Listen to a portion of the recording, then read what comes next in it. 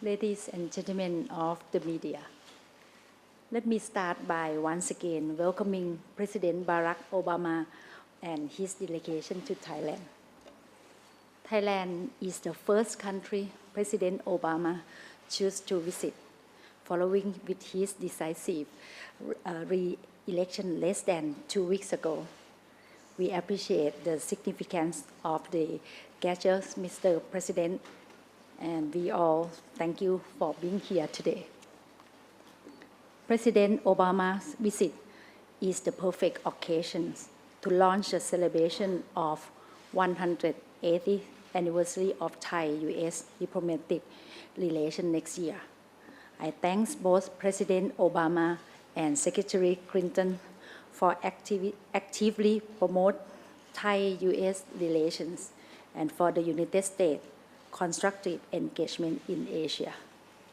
This afternoon, I had the honors of accompanying the President for an audience with His Majesty the King, reflecting the close relationship between our two countries at the highest level. Lastly, at the bilateral meetings, we had productive and wide-ranging discussion in an atmosphere of friendly partnership. Thailand is the oldest treaty ally of the U.S. in Asia, and a long-lasting one because of our shared commitment to democracy, human rights, and free markets. I expressed to the President that it is my firm commitment to the people to preserve and protect democratic system, and I appreciate the President's support of democracy in Thailand, and I agree with him that democracy will lead to economic process. As we agree that celebrating last success is not enough, we look to the future and to build an even stronger strategic partnership that benefit both countries and indeed the broader regions, ASEAN and Asia Pacific. On the economic front, to generate growth and create jobs for both Thai and Americans, the President and I agree to redouble our effort to promote trade and investment and people-to-people exchange. We will also strengthen our cooperation in energy and food securities. Furthermore, we agree that Thailand is a strategic location and a hub for ASEAN connectivities and the ASEAN Economic Community AEC. We will work together to make the regions an engine of growth, contributing toward global economic stability and sustainability. Within this context, I inform the President that Thailand will initiate negotiation on the Trans-Pacific Partnership or TPP, which will engage all stakeholders and undertake the necessary domestic legislative process to make it become a reality. The President and I had wide-ranging discussion about regional issues, and I welcome his upcoming historic visit to Myanmar and Cambodia. We welcome the United States' renewed focus on Southeast Asia and believe our bilateral partnership can help contribute to regional peace, security, and prosperity. But our cooperation goes beyond the regions. At the global level, Thailand is concerned with the threat of weapons of mass destruction or WMD. Therefore, I inform the President that Thailand will join the Proliferation Security Initiative or PSI. We believe that PSI will help prevent WMD from falling into the wrong hands, which is in the shared interest of all. The President and I also discussed on how to tackle transnational crimes and, in particular, human trafficking. I reaffirm my commitment to fight human trafficking, which equal to modern slavery.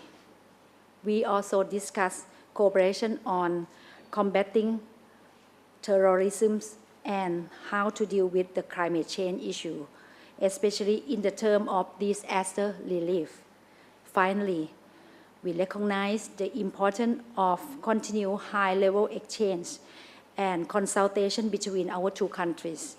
As part of our growing partnership, the President and I agree to stay in close touch and to have our minister and agency to do the same on the rich agenda we discussed today. Thank you for your attention. Thank you very much. May I now invite the Honorable Barack Obama, President of the United States, to say a few words. Well, thank you very much. Good evening to the people of Thailand who have welcomed me so graciously. Let me say, Sawadee krap. I will say that the Prime Minister's English is much better than my Thai. But I want to say thank you so much, Madam Prime Minister, for your very warm welcome, your generous words, and the sense of partnership that you bring to our work today. As you indicated, Asia is my first foreign trip since our election in the United States, and Thailand is my first stop. And this is no accident. As I've said many times, the United States is and always will be a Pacific nation. As the fastest growing region in the world, the Asia-Pacific will shape so much of our security and prosperity in the century ahead, and it is critical to creating jobs and opportunity for the American people. And that's why I've made restoring American engagement in this region a top priority as president. And the cornerstone of our strategy is our strong and enduring treaty alliances, which includes our alliance with Thailand. Thailand is America's oldest friend in Asia. Next year will mark 180 years of diplomatic relations. We've been treaty allies committed to our common defense for nearly 60 years. Our men and women in uniform have stood together, and they've bled together. Our business people and our entrepreneurs work together to create jobs for both of our peoples. Our diplomats, development experts, researchers, and student partners every day work together so that our citizens and the people across this region can live in peace and security and dignity. Most recently, the people of Thailand have worked to restore and strengthen your own democracy, and we are very admiring of the efforts that have been made. Earlier today, I had the great honor of having an audience before His Majesty the King, a leader of wisdom and dignity who embodies the identity and unity of this nation. And today, I'm proud to stand beside the democratically elected leader of Thailand and to reaffirm the importance of upholding democracy, governance, rule of law, and universal human rights, all of which I know, Madam Prime Minister, that you believe in very deeply. When we met in Bali last year, the Prime Minister and I discussed how we could deepen and broaden the partnership between our countries. And with this visit, I'm pleased that we've agreed to a series of efforts that revitalize our alliance to meet the challenges and opportunities of our time. First, we're deepening our security cooperation. Our militaries already train and exercise together, and we're already close partners in preventing terrorism and combating narco-trafficking. Now we have a new, broader vision for our alliance. We're going to improve the ability of our militaries to operate together. We'll help Thai forces assume even greater responsibilities in the region, from maritime security to disaster relief to preventing piracy. I especially want to commend Thailand for joining the Proliferation Security Initiative that prevents the spread of weapons of mass destruction. And taken together, these steps advance our shared vision of a secure and peaceful Asia-Pacific where the rights and responsibilities of all nations are upheld. Second, we're taking new steps to expand trade and investment. The United States is already one of Thailand's biggest trading partners, and we're already one of the biggest investors in Thailand. But we believe we can do even more. So we've agreed to reconvene our Trade and Investment Council to explore new ways that our companies and our entrepreneurs can do business together. We'll continue to work with our APEC partners to reduce barriers and move toward a seamless regional economy. and will work together as Thailand begins to lay the groundwork for joining high-standard trade agreements such as the Trans-Pacific Partnership. All of this will advance our vision of a region where trade is free and fair, and all nations play by the rules. Third, on this 50th anniversary of the Peace Corps in Thailand, we're moving ahead with new partnerships to promote development and human dignity. We'll focus on public health, developing a vaccine for HIV/AIDS, and ensuring that development is sustainable, especially in regions along the Mekong River. I recently announced new steps that the United States is taking to confront the scourge of human trafficking, modern slavery. Thailand is also taking new steps to address this challenge, including measures to better protect and empower women and girls. And I'm very pleased to see the leadership that the Prime Minister has taken on what I think we all agree is a very important issue.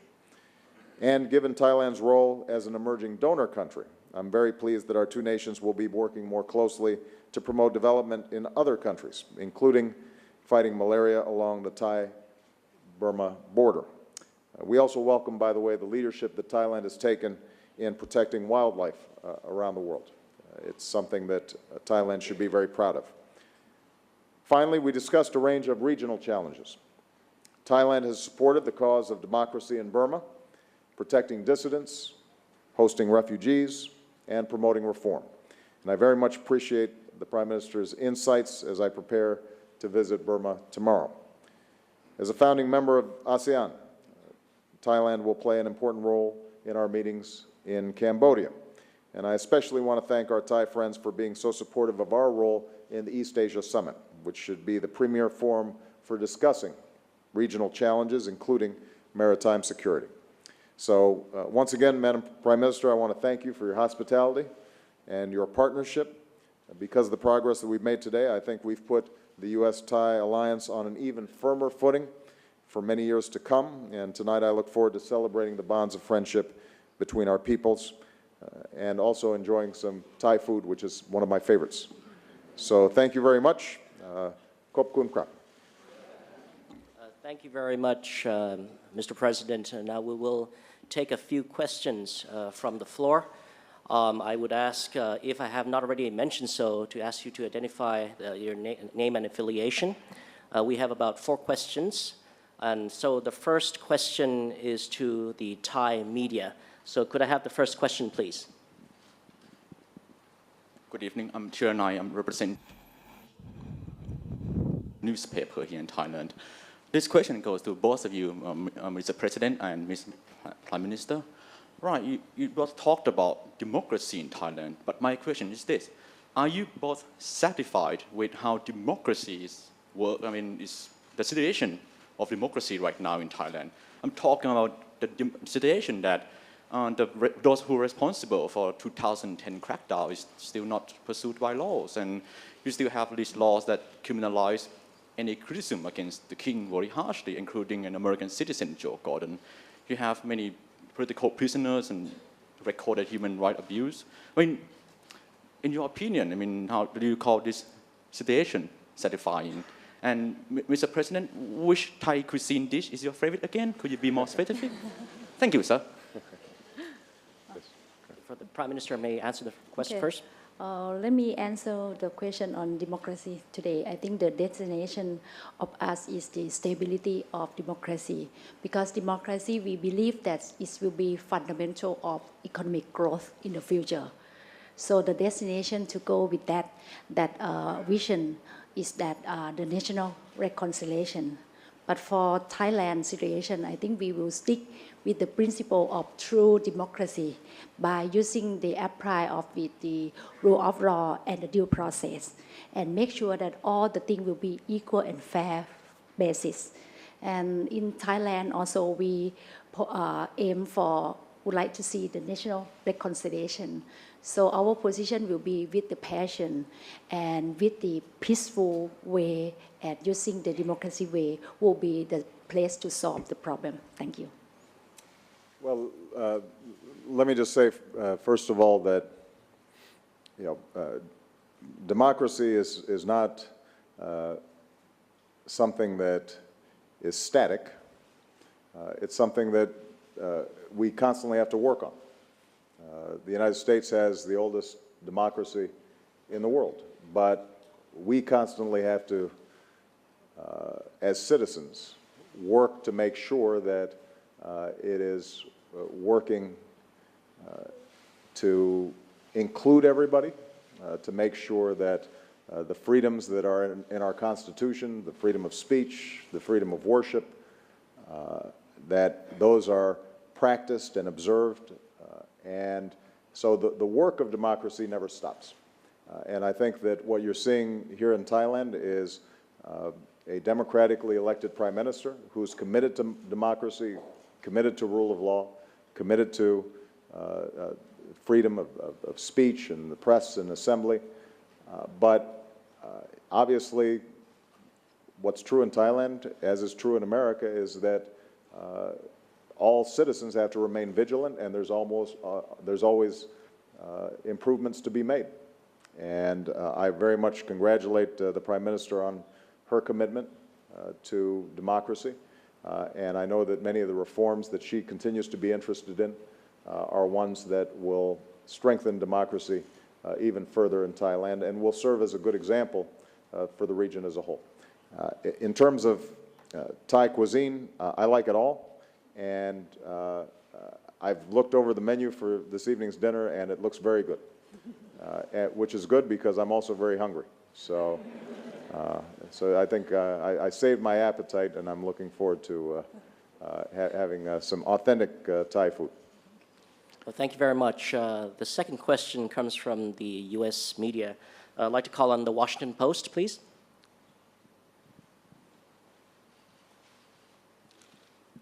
Thank you very much, Madam Prime Minister. Thank you for hosting us with the American media as well as the rest of the President's delegation.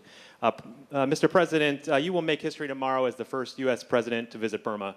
But human rights activists have warned that your trip is premature given the escalating ethnic violence that have left hundreds dead and up to 100,000 people displaced in that country. Your own NSC Director for Human Rights said the other day that people are, quote, living in fear and terror. Why are you moving so quickly to endorse the Burmese leadership and reward them with a personal visit? And given some of the recent setbacks to democratic movements in the Middle East, why are you so confident that the Burma will continue down the path of reform? And to the Madam Prime Minister as well, as an U.S. ally and a neighbor of Myanmar and Burma, are you satisfied that President Sein is doing enough to stop the ethnic violence and protect human rights there? And do you believe President Obama's visit is premature or appropriately timed? Thank you.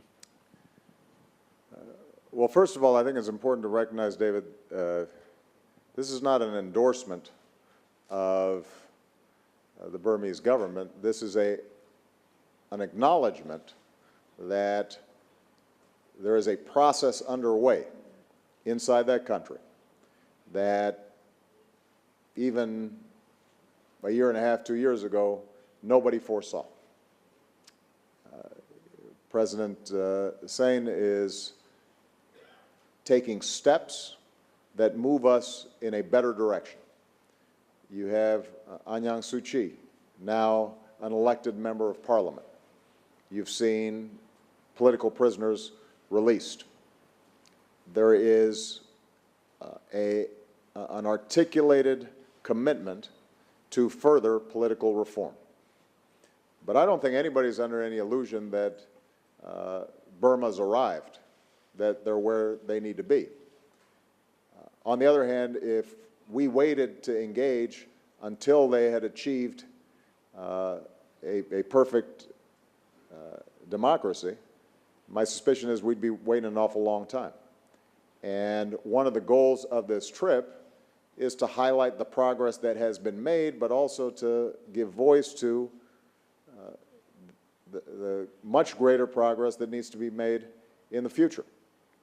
So when I address the Burmese public as the first president who's ever visited that country, what they'll hear from me is that we congratulate them on having opened the door to a country that respects human rights and respects political freedom and is saying that it's committed towards a more democratic government. But what you'll also hear is that the country has a long way to go. And I'm not somebody who thinks that the United States should stand on the sidelines and not want to get its hands dirty when there's an opportunity for us to encourage the better impulses inside a country. And in part, I'm taking my guidance from what Aung San Suu Kyi, who I think knows quite a bit about repression in Burma,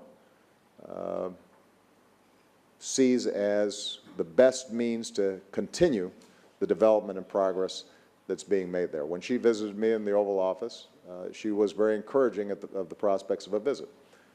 And one of the things that we've learned in countries around the world is that change can happen very fast if a spotlight is shown on what's going on in a country and the people there start believing that their voices are heard around the world. And one of the things that we can do as an international community is make sure that the people of Burma know we're paying attention to them, we're listening to them, we care about them. And this visit allows me to do that in a fairly dramatic fashion. But we understand there's going to be a work in progress, and what we've done is calibrate our concrete policies and responses based on the understanding that more work needs to be done. And if we see backsliding and slipping, then we're in a position to respond appropriately. But my hope is that we will continue on a positive track, and hopefully my visit will be able to encourage that.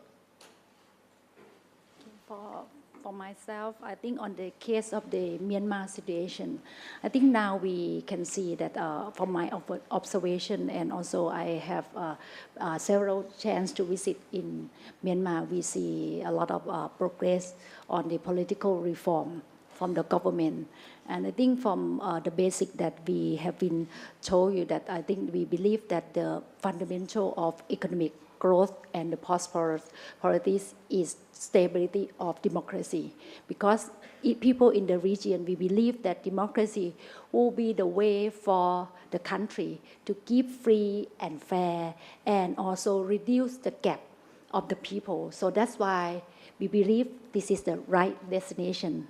So in the case of Myanmar, Thailand as our neighbor country of Myanmar, so we want to help our neighbor with very sincerity and truly we want to see people of Myanmar to have the better life, to have the better education, to have better development. If we leave them far away and we close that gap, so I don't think we can be able to raise up the profile of our regions, and especially on the year 2015 will be the year of the communities of ASEAN as one. So it will be necessary for us to work closely with Myanmar to make sure that the political reform will come in the right track. But for us alone, I think we need the support from international to keep the way, because Myanmar also already opened the door. So I think this is the important for international country to work with them, helping them, and make sure that they bring the true democracy in terms of the real democracy that the international law with the practice, and close the gap and make sure that people will have better life and better job. Thank you. Thank you very much, Mr. President, Madam Prime Minister. The third question goes to the Thai media. Please state your question. Thank you, Madam Prime Minister and Mr. President. I'm Natha Gomonwatin from Thai Public Broadcasting Service. First question I'd like to ask Mr. President, what are your priorities in your new Asia policy, and where does Thailand fit in that policy? And to Madam Prime Minister, what is the plan of the Thai government in pursuing TPP with the US? Thank you. Well, when when I announced our desire to pivot and focus on the Asia-Pacific region, in part it was a response to a decade in which we understandably, as a country, had been focused on issues of terrorism, the situation in Iraq and Afghanistan, and as a consequence, I think we had not had the same kind of presence in a region that is growing faster, developing faster than any place else in the world. And we've historically been an Asia-Pacific power. And I wanted to make sure that all our friends and partners throughout the region understood that we see this as a central region for our growth and our prosperity. And it's not one that we can neglect. So in terms of my priorities, number one, expanding trade and investment.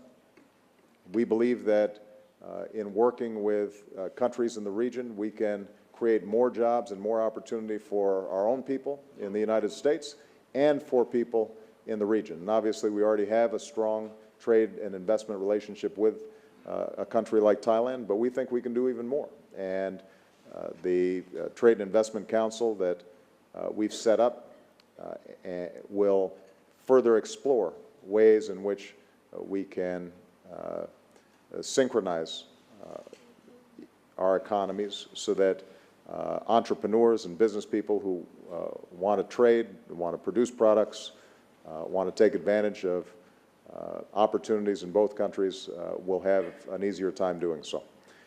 A second priority is maintaining the stability that allows for prosperity, and that means that our security arrangements in the region are extremely important.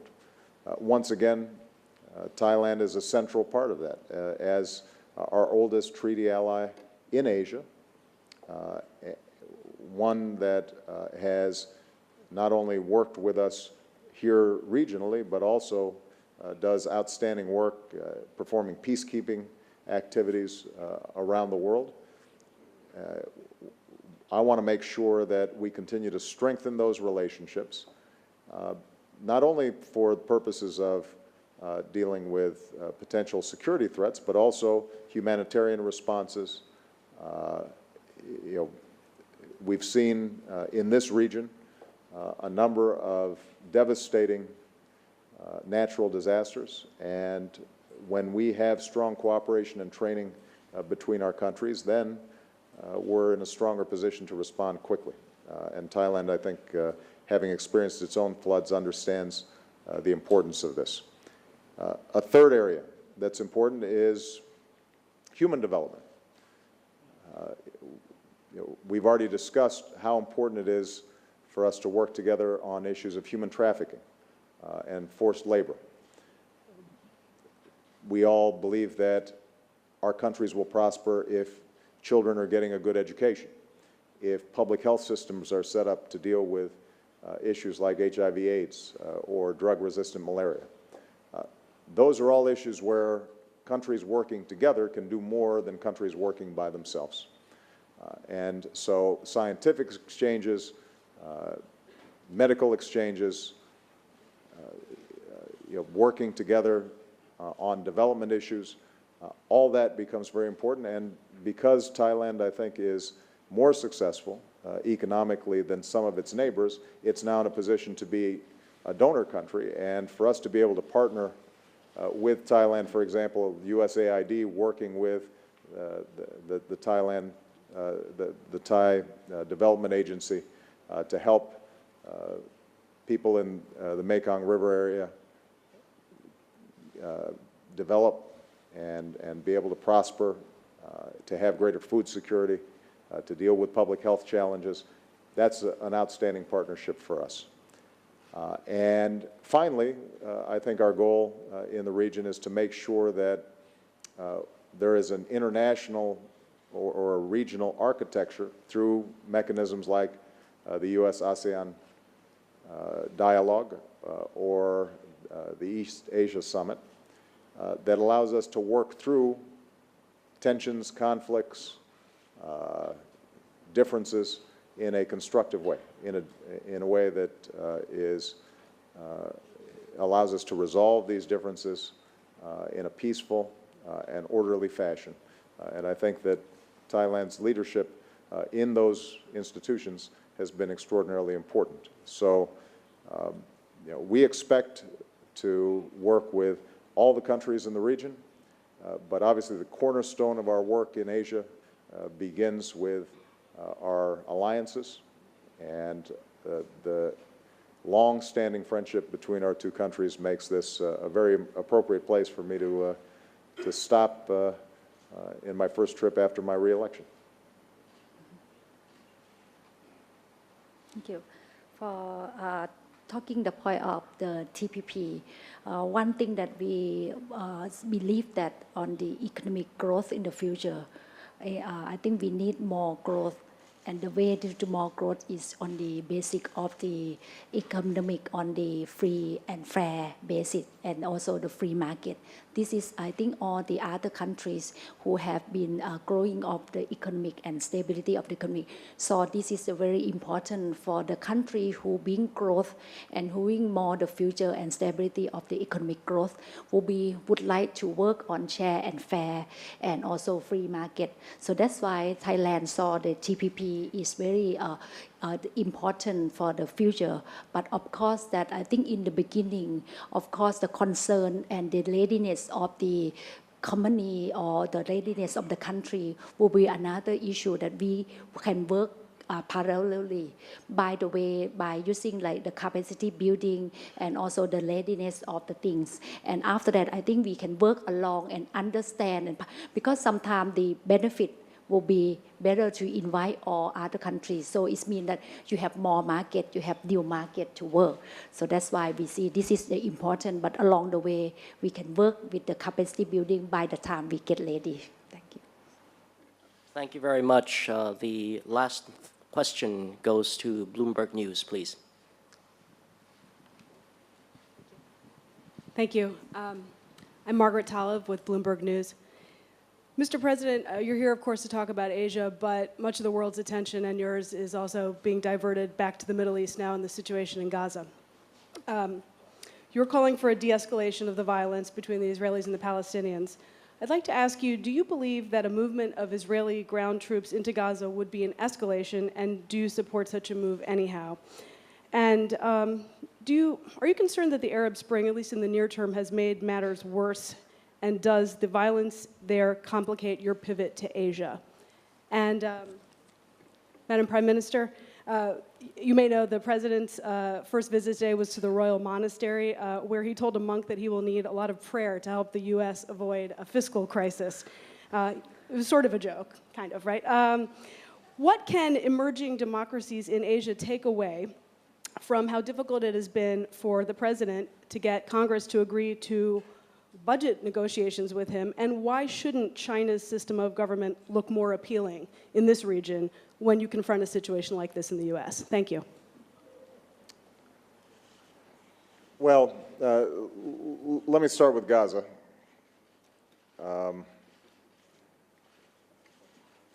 Let's understand what the precipitating event here was that's causing the current crisis.